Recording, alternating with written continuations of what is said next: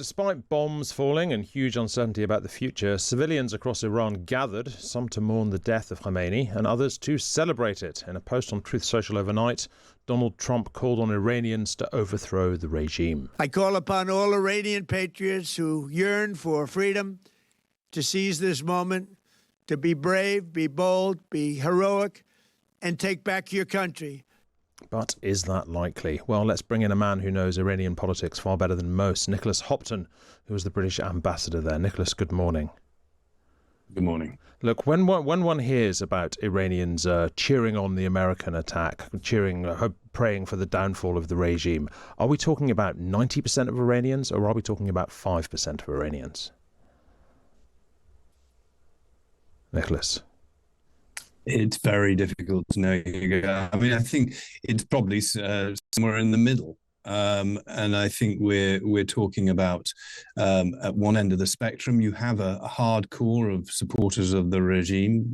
When I was ambassador, we used to estimate that might be roughly about 20% of the population. I'm sure it's less now, given the, particularly in January, massacring thousands, if not tens of thousands of innocent protesters. At the other end of the regime, you certainly have a similar, if not much greater, percentage of people who want to see a change of regime, a better future for their families, essentially, and a more secure livelihood. In the middle, there is almost certainly a big percentage of people who are watching which way the wind blows, and they just want a quiet life, and they are unlikely to come out on the streets. So whether there will be a mass response to President Trump's call for Iranians to rise up and seize their country, at this point is probably doubtful, given that the security apparatus of the Islamic regime remains in place. The IRGC have been texting widely this morning, saying to people, if you go out on the streets, you will be deemed a target. And they're very serious about that. As we know from recent performance, they kill people. They don't ask questions. So I think probably most Iranians are waiting to see which way the wind blows before coming out and demonstrating. And what likelihood is there of some kind of internal revolution, some bit of the regime that decides to overthrow the rest of the regime? Well, that is the great hope, of course, because that would lead potentially to a cleaner, more swift transition of regimes, towards something more democratic, something that is more open and favorable towards the West, and gives most importantly, gives a better future for the Iranian people. At the moment, I'm afraid to say there is little sign of that. The security forces and those running the country as part of the regime seem to be remaining loyal to the Islamic regime. And Ayatollah Khamenei himself, what was his role personally? How important was he personally to holding the system together? To what extent was he an actual functional leader or a figurehead? Well, this is an often misunderstood question, really, Hugo, because he was obviously a very brutal, theocratic dictator in one sense, but the nature of the Iranian system is such that it has many centers of power, and the supreme leader sits or has sat under Khamenei, has sat on top of the system and been the ultimate arbiter when big decisions need to be made. He sets the vision, the direction of policy, and I think you can say that Iran's forward defense posture, where it used proxies to destabilize the region, such as Hezbollah, that is a part of Khamenei's legacy, and of course that lies in tatters now. At the same time, just because he's gone does not produce a situation such as in Venezuela with the ousting of Maduro, where you suddenly have a very different regime. The Iranian system has already appointed a three-man committee led by Ayatollah Arifi, including the head of the judiciary, who is personally been one of the most hardline members of the regime in executing protesters, for example, but also the president, head of the government, who is had a reputation for being fairly moderate at times, but is obviously very much part of the system. So this three-man committee is already in charge of selecting the next supreme leader or whatever follows. So the system is still very much in place. And within Iranian society, I'm trying to think how to put this, but how top-heavy is the regime? As in, is it a group of people at the top who could be replaced by a different group of people, or does it have tentacles into sort of every aspect of Iranian society, right down the social system? Yeah, I think the octopus analogy you give there is more accurate, because the security forces, for example, the main, most prominent part of that, the IRGC, the Islamic Revolutionary Guard, not only are in charge of Iran's security at home, but particularly abroad, their ventures in the region, but they also control large parts of the Iranian economy.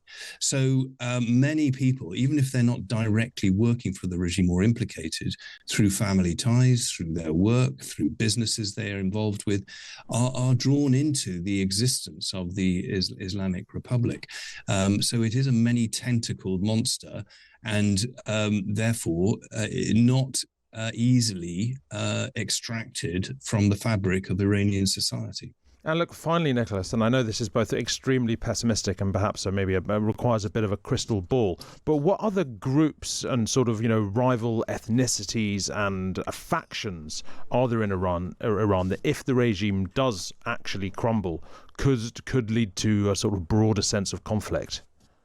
I think you're highlighting a very important point there, because the risks of the present situation, where we seem to be ramping up the conflict, escalation seems to be the direction at the moment that President Trump has chosen, rather than declaring victory in regime change and then returning to talks, which I think would be the wiser path at this point, because he could affect regime change in a less blood-letting way and achieve the goals.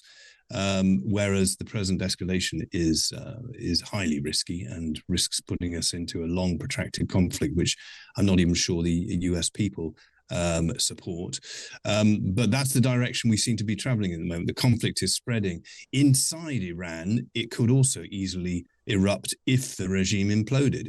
And clearly the US-Israeli strikes are directed to take out security outposts in places like Kurdistan, for instance, Baluchistan. The Azeri population is quite big as well. All of these marginal, and Arabic population as well. And if the security of the state disappears in those areas, then you can expect to see uprisings by various groups, ethnic and religious groups within the country. And the high risk is, of course, you then have chaos. You certainly don't have a swift transition to a stable government that may be more favorable to the West. You have factionalism. You have a situation which perhaps resembles more what we've seen in Iraq and Libya since the conflicts of 2003 and 2011. Thank you very much indeed, Nicholas Hopton. Both fascinating and alarming. And Nicholas was the British ambassador to Iran. Fantastic to have your expertise. Now, look, hundreds of people have been left stranded by the travel disruption caused by the conflict in the Middle East. Major airports in the region have been closed for days, including in Dubai, the world's busiest international hub. The British Foreign Office has begun planning to evacuate UK citizens from the region. Here is the Prime Minister, Sir Keir Starmer. They've hit airports and hotels where British citizens are staying. This is clearly a dangerous situation. We have at least 200,000 British citizens in the region, residents, families on holiday, and those in transit. I ask all our people in the region to please register your presence and follow Foreign Office travel advice. I know this is a deeply worrying time, and we will continue to do all we can to support you. Well, I'm joined now by the Times' head of travel, Claire Irvin. Hello, Claire. Hi. Thanks for being with us. What's the situation then for British citizens in the region? Are there any flights in and out? Well, there are, it's destination specific. So all flights to and from Dubai, Abu Dhabi, Doha, Bahrain and Kuwait have been cancelled, and airspace across that region is shut. So that means flights from Europe to Asia having to take different routes. And so potential passengers, whether they're expats who were planning to come back, or indeed holidaymakers who were due to come back, are cancelled, and effectively they're in a holding pattern waiting to be able to fly home. If they've booked independently, if they book their flights independently and the flight's been cancelled, then they are they're due a refund, or they can be booked on an alternative flight, the next available flight. But of course, the longer this goes on, the more passengers there are, the longer those queues are, and we're looking at airlines are saying a minimum of a week until they're up and running again. But of course, we know from the ash cloud in 2010, we know from COVID that in actual fact it's not as simple as that, because aircraft will be in the wrong place, crews will be in the wrong place. There's a huge amount of displacement and logistics to get back in place, even if it's that airspace is open, it's safe to travel. And so what happens to these people in the meantime? Because these are people presumably who are almost universally staying in hotels. Yes. Will they be covered by insurance? What are they going to do? So reasonable expenses are covered by, if you've booked as part of a package, your tour operator is bound to cover you for that. If your flight is cancelled, you are the airline, and you don't accept a refund, very important, don't accept that refund if you want your expenses covered, have to cover your food and accommodation.